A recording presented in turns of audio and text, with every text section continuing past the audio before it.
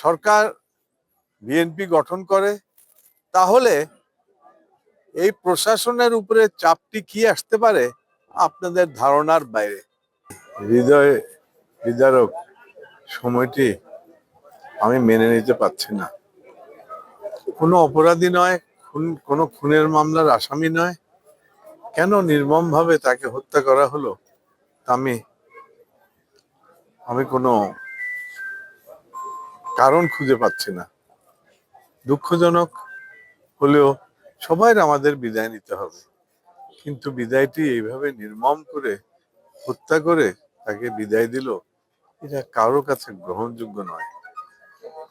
আমি আপনাদের মাধ্যমে আমার রাউজানবাসীকে আশ্বস্ত করতে চাই যে কি এই ধরনের ঘটনার ইতি টানতেই হবে, যে কোনো কিছুর মূল্যে। নির্বাচন আসতেছে আগামীতে, নির্বাচন আল্লাহ যদি আমাকে কোনো রকমে জয়যুক্ত করে, তাহলে এই ধরনের সন্ত্রাস এই দেশের রাউজানের মাটিতে অবশ্যই আমি হতে দেব না। এটা আপনাদেরকে আজকে এই জানাজায় এসে এই প্রতিশ্রুতি আমি দিয়ে গেলাম।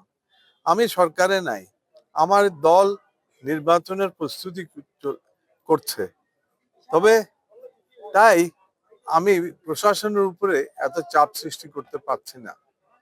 যদি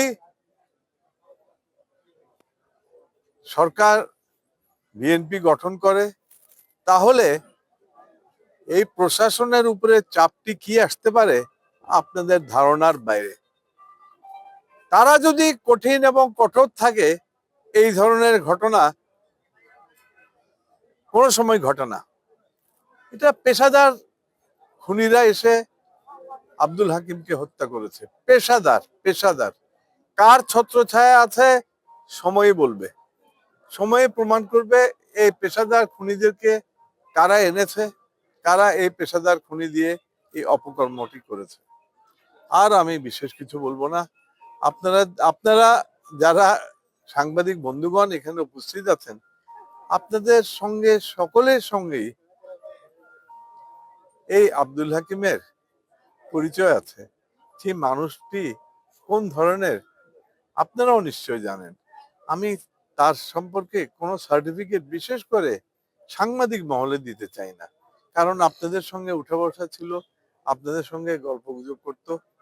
তাই আপনাদের বিবেকের কাছে প্রশ্ন করবেন কি অপরাধটি করেছিল আব্দুল হাকিম। ধন্যবাদ।